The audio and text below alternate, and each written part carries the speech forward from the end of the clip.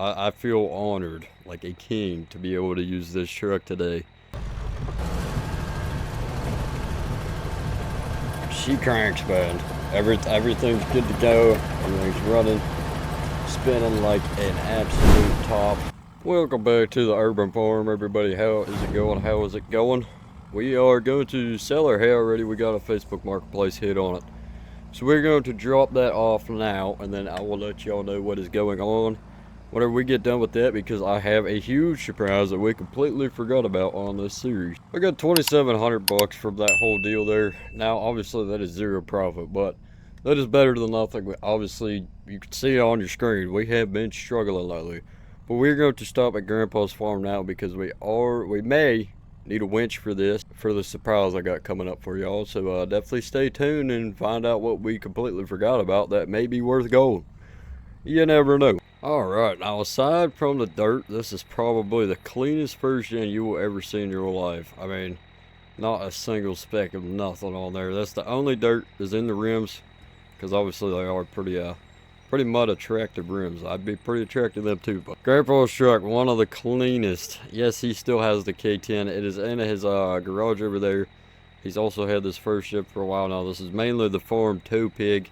Keeps it in that shed here, but I feel honored, like a king, to be able to use this truck today and go deal with what we're dealing with. But we do have to make a stop real quick. I go stop and grab our lawnmower for this surprise. I mean, just listen to this thing sing to us. Speaking from the heart, man.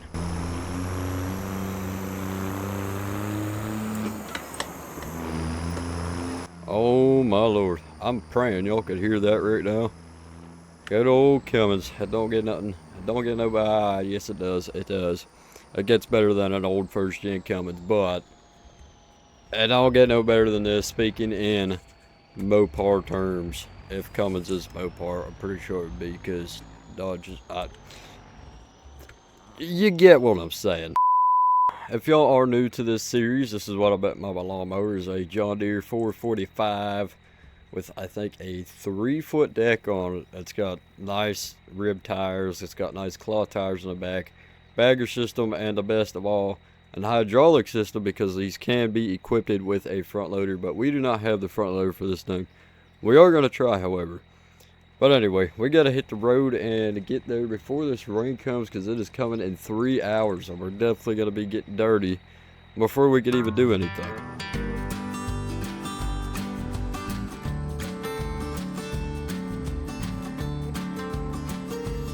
Alright, if this place looks familiar to you, that's because you are alright. We are back at the place where we have purchased the Minneapolis Moline and the John Deere Model A. It has grown a lot since we last been here. That is why I brought my mower.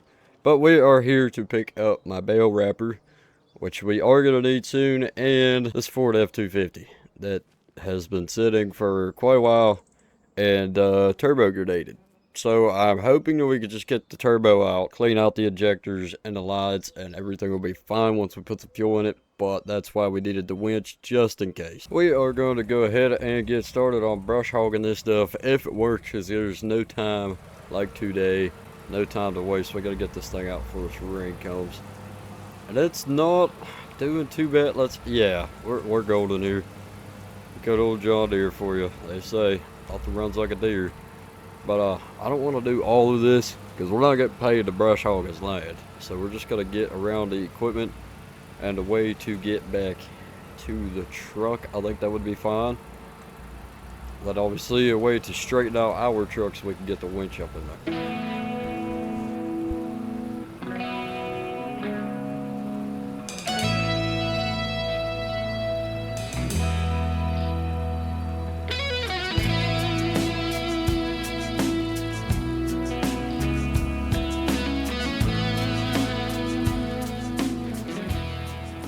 Well, change of plans. Grandpa's winch does not work. I guess that's why he has an older plate in there to kind of block it off. But you never know with him. I don't know what's going on.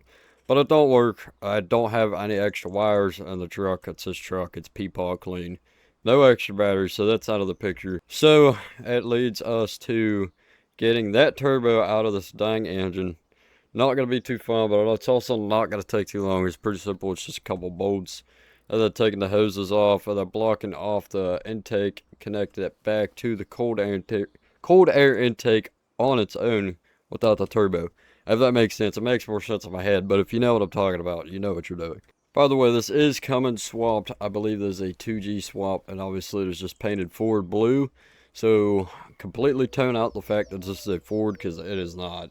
We will call it a Accord, a Cummins Ford. I have been at this thing for almost 3 hours now. I got the turbo off. I got this little push button hooked up to it, and it's still not doing anything. I don't know if it's a sensor or what, but I cannot get this thing to crank whatsoever. So, I don't know. It started raining. It's getting pretty miserable. Nasty out. It's humid, and I don't know what to do right now. I have no clue why I just remember this. But this truck, Cummins badge, right? This truck, I said it's Cummins swapped, right? Grandpa has parts for every single thing he has ever owned in his life. I found a turbo for this thing. It needed a solenoid. That's all. The only reason why it wasn't cranking. So we have the turbo back on there.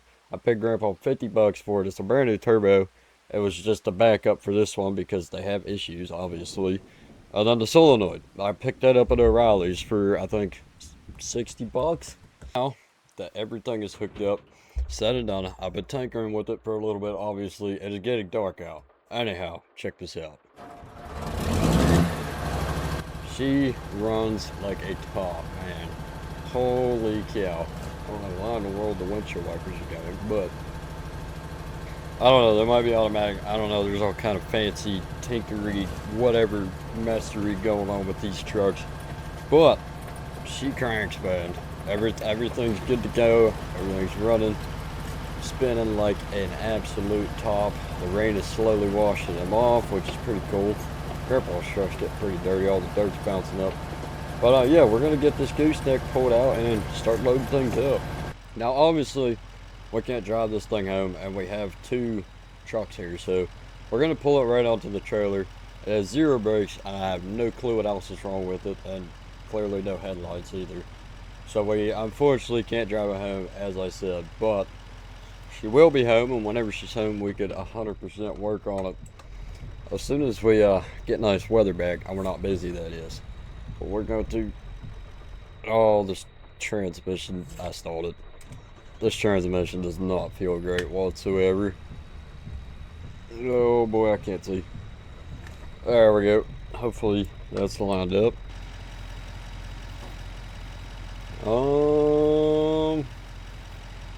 There you go, we definitely need to rephrase that. Maybe it wasn't the transmission. Check these back tires out. I think I'm just an idiot, and that was our issue this whole time. But again, who knows? I am not trusting my life driving this thing home right now, but we definitely will spin around the block whenever we actually get time to work on this thing. I'm just glad we're getting it home, and we will have to come back for the bell wrapper tomorrow. This is seriously the only way I could turn around, and this is not fun. We're so close to getting stuck. This is so, oh my lord. Grandpa's gonna kill me. I'm thanking the Lord right now that we have a pressure washer at home. Oh boy, that's bad. Alright, ramps are down. We made it home safely somehow because the truck was really sliding and bouncing around on the trailer because we did not strap the back down. But anyway, the ramps are down, straps are off. We're going to whisper hopes and dreams and get this thing off of the trailer into that bay of the barn without dying because we don't have brakes. So I think honestly we're going to pop it into reverse and then just ease down it in neutral, maybe, hopefully. I think these flat tires should give us enough drag to be able to, yeah, I gotta keep it, oh buddy. Hey, at least the taillights work. That's one good sign. But we gotta, oh my lord.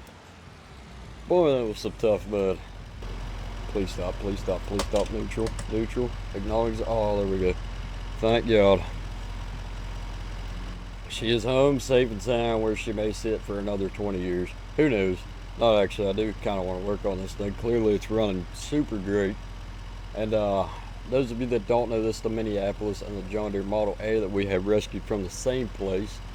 I'm going to go pick up the bale wrapper now, and I will be right back with you. I just don't want to do it another day. We're already this deep into it. Alrighty, just for the click of a transition, the power of movie magic. We are back. But it is now super late. I ended up getting distracted working with this thing a little bit more. So now it's running even better than it was. Started cleaning out the interior because the windows were down and they're still stuck down, so I'll have to figure out what's going on with those wind-ups. But yeah, everything is so far so good. We need to hook the extra line up right there that you can see. And other than that, the engine will be mint.